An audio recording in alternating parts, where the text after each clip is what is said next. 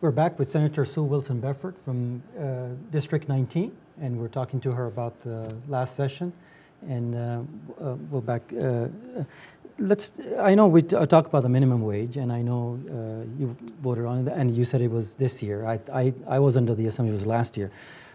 Tell us why, or for those who are watching, why you voted against it and why you think it's not a very good idea in your... Well, first and foremost, I do not look at the minimum wage bill as a living wage bill. Mm-hmm. We concentrate so much on the Finance Committee and the Education Committees to make sure that people can be everything that they can through education.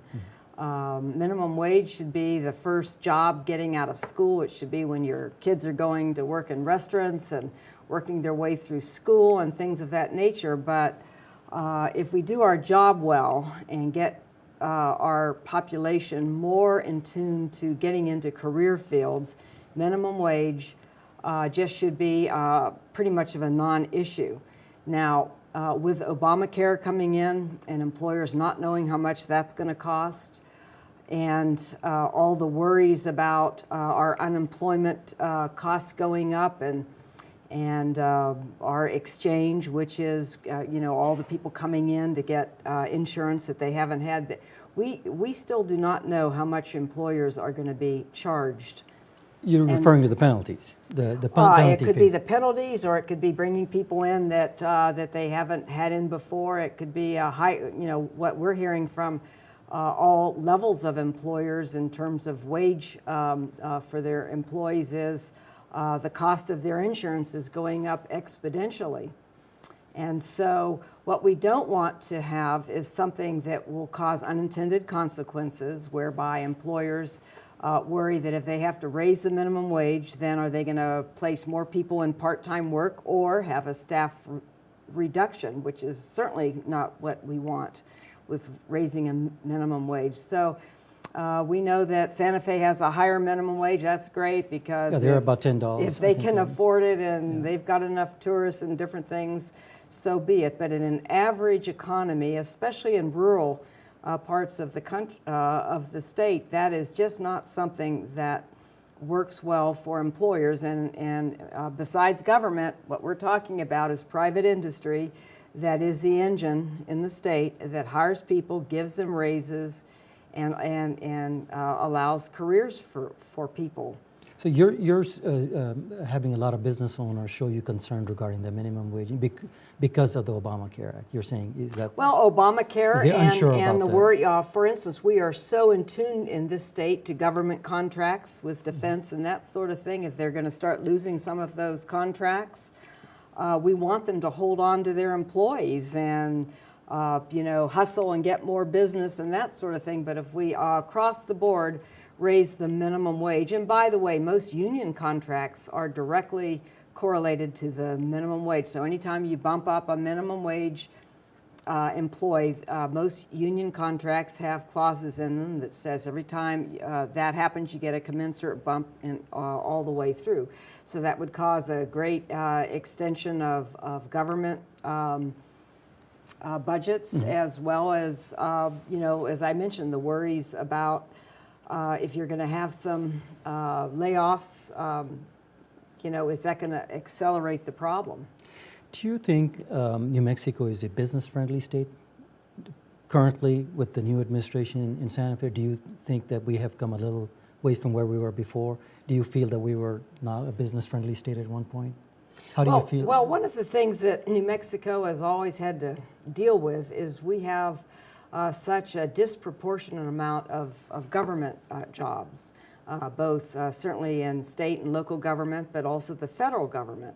And so what our challenge is, and what my hope, I was always a small business person, is that we grow private industry. And if we diversify our economy and grow private industry, then we can withstand some of these federal cutbacks. So that's always going to be the challenge. Obviously, good education is a very important criteria for employers considering, relocations.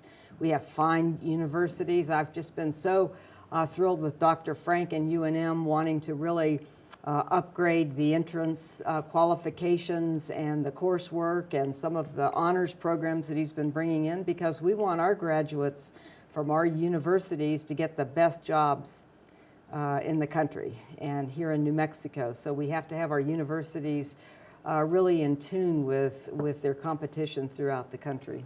You mentioned something about the government being federal government is a pretty big employer in the state, but isn't that a good thing though?